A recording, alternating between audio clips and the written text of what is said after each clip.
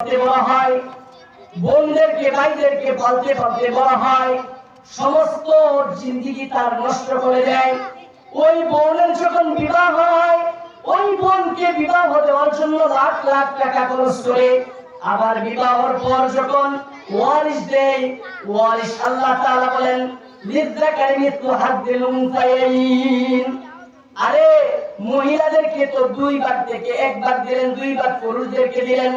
আমরা মনে করি মহিলাদেরকে কম দিলেন, পুরুষদেরকে বেশি দিলেন। একটা কথা শুনিয়ে রাখো, ওই পুরুষ সন্তানটা, ওই ছেলে সন্তানটা দুনিয়াতে মাতা পিতাকে পালে, ভাই বোনদেরকে পালে, জিন্দেগি নষ্ট করিয়া দেয়। আবার বোনকে বিবাহ দেওয়ার জন্য লাখ লাখ টাকা খরচ করে, আবার স্বামীর বাড়িতে যাওয়ার পর তাকে ওয়ারিশও দেয়। তাহলে মহিলাকে কম দিল না, বরঞ্চ মহিলাকে বেশি দিল। ঠিক কিনা বলুন? যখন দেখবেন একটা বড় সন্তান আরেকটা ছোট্ট মেয়েকে